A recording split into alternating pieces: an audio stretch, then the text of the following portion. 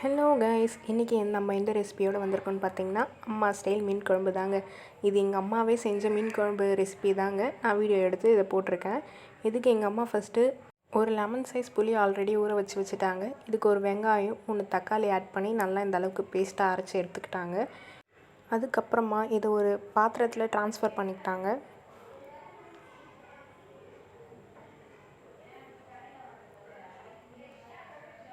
Transfer பண்ணதுக்கப்புறம் அந்த மீதியெலாம் இருக்கும்ல, அதையும் நம்ம தண்ணி ஊற்றி அலசி எடுத்து ஆட் பண்ணிக்கலாம்.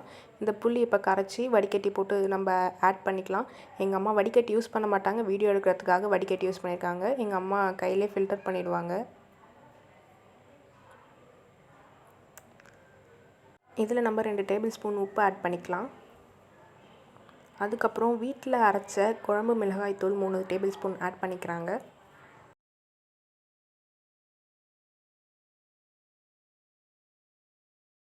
ஆட் பண்ணதுக்கப்புறம் அம்மா கையாலே கரைச்சி விட்டுக்கிட்டாங்க, கட்டி இல்லாமல். எப்பயுமே அம்மா கைப்பக்குவம் சூப்பராக தாங்க இருக்கும். இதுக்கப்புறம் ஒரு 10 பல் பூண்டு இருக்கும். இதை நான் உரலில் வச்சு இடிச்சுக்கிட்டேன். வானல் சூடானதும் நான் ஒரு 2-3 டேபிள் ஸ்பூன் எண்ணெய் ஆட் பண்ணிக்கிறேன். எண்ணெய் நல்லா காஞ்சதுக்கப்புறம் நம்ம வடகம் ஆட் பண்ணிக்கலாம். எங்கள் அம்மா எப்பயுமே வடகம் தாங்க யூஸ் பண்ணுவாங்க. கடுகை விட வடகம் மீன் குழம்புல போட்டால் இன்னும் டேஸ்ட் அதிகமாக இருக்கும். வடகம் நல்லா பொரிஞ்சு வந்ததுக்கப்புறம் நம்ம தட்டி வச்ச பூண்டை ஆட் பண்ணிக்கலாம்.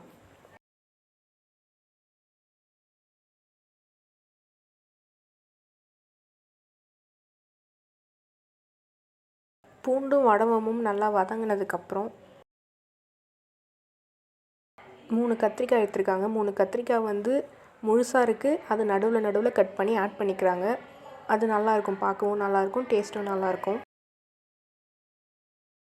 கத்திரிக்காய் நல்லா அந்த எண்ணெயிலே வதங்கணும். இதில் நடுவில் கொஞ்சோண்டு கருவேப்பிலை ஆட் பண்ணியிருக்காங்க. அந்த கத்திரிக்காய் அப்படியே கலர் மாறணும்.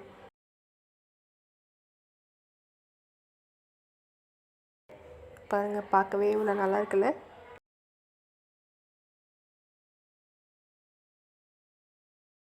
இந்த அளவுக்கு இவங்கெல்லாம் வதங்கினதுக்கப்புறம் நம்ம கரைச்சி வச்சுருந்த அந்த புளி கரைசல், அந்த தூள் போட்டு கரைச்சி வச்சுருந்தோம்ல, அந்த மிக்சரை எடுத்து இதில் ஆட் பண்ணிக்கலாம். நல்லா ஒரு 10 to 15 மினிட்ஸ் நல்லா கொதித்து வரணும்.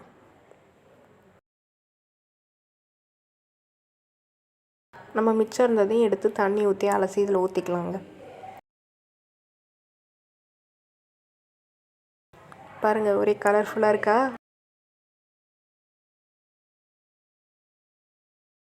இந்த ஸ்டேஜுக்கு கொதித்து வந்ததுக்கப்புறம் நம்ம மீன் ஆட் பண்ணிக்கலாம். இன்றைக்கி நாங்கள் ஆட் பண்ணுறது சங்கரா மீனுங்க.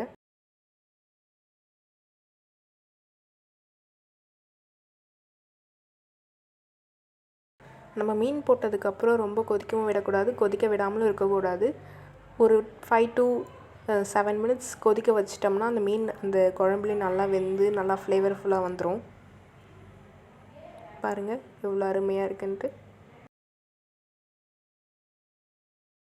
அவ்வளோதாங்க, மீன் குழம்பு சூப்பராக ரெடி ஆகிடுச்சு.